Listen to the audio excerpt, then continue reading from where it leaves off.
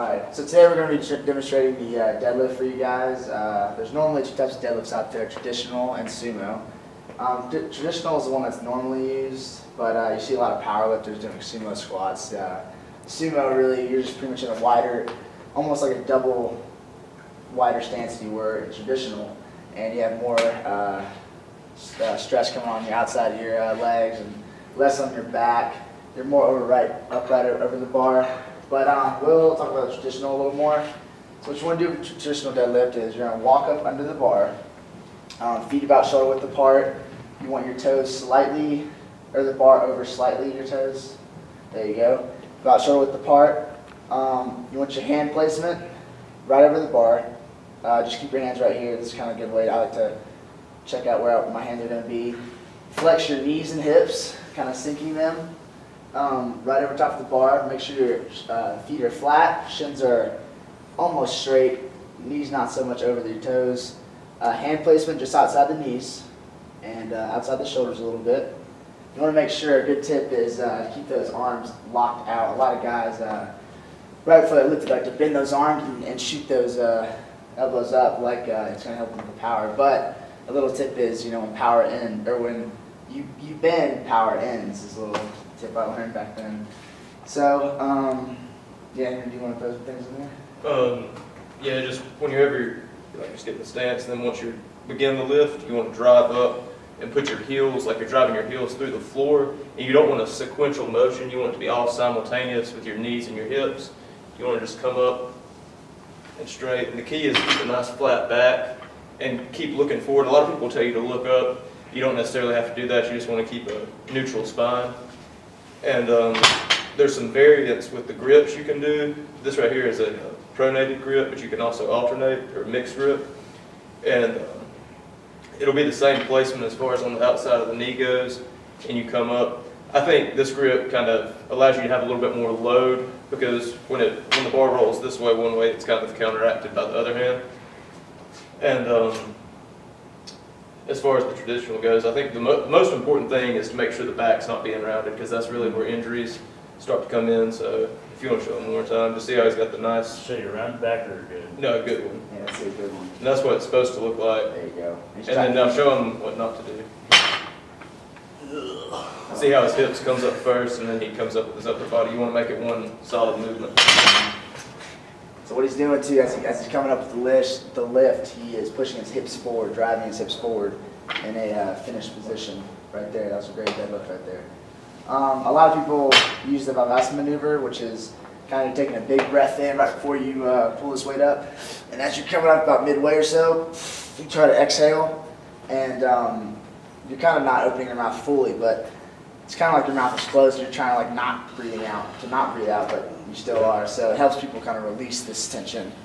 And there's some variability. Colton, I don't know if you want to talk about the variability with squats and deadlifts, but there's several things. Like the range of motion is different. Squats are a little bit easier, we talked about, to teach, because you're in a squat position a lot of times in the day, that whether you know it or not, you're sitting down. You're about to jump, you kind of come down to squat position, or like I said, taking a seat on the chair. And yeah, if you want to add anything. Well, with a squat, you can choose the depth that you go to. With a deadlift, where you stop is the ground with the bar. But with a squat, you can keep going deeper, since the bar is going to be on your shoulders. You can actually go to 90 or even go past 90 and then back up, which is going to change the bar travel. With the deadlift, it's going to stay the same no matter how you do it. Especially with the sumo, you have very less range of motion with the sumo. Back one higher. Yeah, and we're spotting with this lift right here. You don't need a spotter, because if they can't get the weight with good form, good technique, just lower the weight. But one thing you can do is if they're going, and they have a lot of weight on there, some people like to stand behind them in case for some reason they start to fall back. They can throw that ball forward, and I can catch Achilles right here. Usually they'll just toss that bar, fall back. I don't want him to hit his head on this this rack right here, so you can catch him. But it's kind of up to you whether you want to do that or not. And also with using straps. Straps help if you have if you're not able to lift the weight properly, or just not have enough strength to deadlift the weight up the floor. So yeah. All right, the next exercise I want to show you is the bent over row. It's done with a barbell. First off, what you want to do is just walk up to the bar, feet about shoulder width, maybe a little closer, and you just want to bend over, pick the bar up right on the outside of your knees. You want to lift up with your hips and legs, lift the weight up. Then once you have the bar here, you want to bend over to about parallel to the floor. Yeah, that's good. Okay. And you want to make sure you're keeping a neutral spine with this, just face forward, you don't have to look up necessarily. And then as you begin the movement, you want to lift your arms and pull the weight towards your body. There you go. And then lower it back down. Try to get just a little further. Okay. Yeah. And then key point with grip, like I said, is just right outside your knees. There's mixed types of grips you can use. Some people use pronated, other people use supinated. It really depends on the muscles that you're wanting to work. Pronated is more the back, inner back muscles, and then if you supinate like this, it gives more bicep contraction and really works the lats a lot more than the other grip.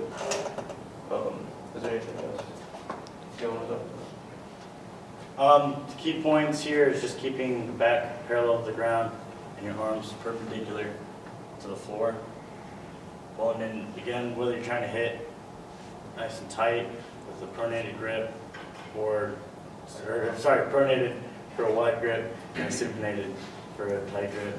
With that wider grip, though, it might have some, depending on what person you are, how your body's made up. It might have a little more stress on your outer muscles, like your shoulders or so. So some people like to kind of stay a little tighter. Those a little older kind of have a hard time. I know it kind of strengthens my shoulder a little bit, but like I said, that just depends who you are, what kind of body type you have, and if you're looking healthy or not. And also it helps to, like, if you're doing this movement, to think about your elbows kind of being the driving force, driving back and up, instead of like, straight out or whatever. It's just kind of like a tip, just like the deadlift, driving feet to the floor. I would think of my elbows taking the motion away. Spotting on this one is going to be pretty much the same as the deadlift.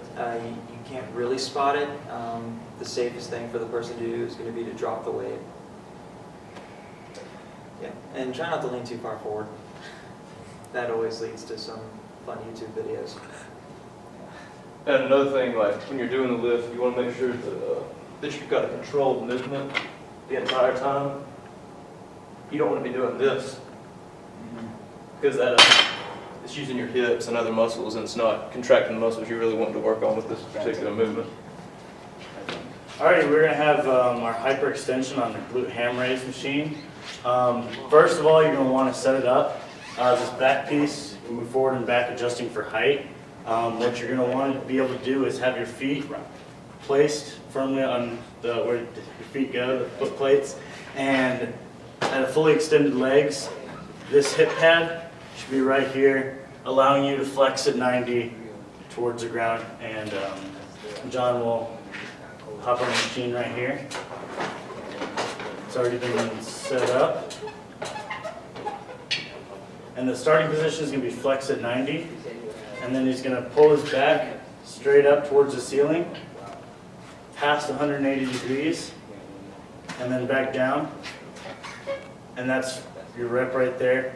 This is going to really stress erector spinae, glutes, and ham, and like the lower back region. Some ways to vary up the weight is you can cross your arms. This is going to be the easiest.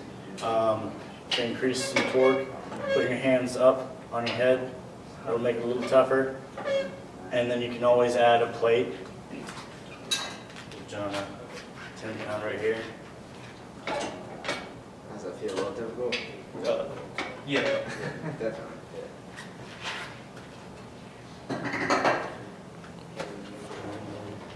Yeah, there are multiple ways you can do work with this machine as well. So that's kind of like more your standard hyperextension. A lot of I've seen some NFL athletes. They're in that same position, at 90 degrees, and they'll try to shoot all the way up to like another pretty much 90 degrees on the other side. And I've also seen people where they start out right here. This, I guess you want to call this 180, and they'll move up to the 90. But it really just depends on your flexibility of your trunk and how well you can perform that. But that was more of your standard hyperextension. And a a good exercise for, say, beginning lifters who haven't, or this kind of scares them, it looks a little tricky, is the Superman, just starting on the ground. And again, the same, like tightening that back and making it look like they fly on the ground. Demonstrate. Just So he's coming up, he's putting a lot of pressure, or a lot of stress on his lower back, his glutes and his hammies, and he's lowering it. All right, so up, kind of slide hold, down. So right there, that can kind of help your client or whoever you are teaching, kind of getting the feel of what this machine might feel like. Is that everything? Another thing is adjusting this. If you move to where your the pad part or whatever is closer to your thighs and not as close to your hips, it'll isolate the hamstrings a lot more and the lower parts of your glutes. But the best thing to do is just keep it right here, depending on the particular area you're trying to work. And one last safety tip. These things are completely pin-based, which means the pin has to go in the hole. If you pull this up and adjust it, and it only goes halfway down, that means it's not locked in place, so when you try to get on it, it might slip and move, which could be very embarrassing and probably injure you. So each time you set the machine, make sure that the pin is all the way in.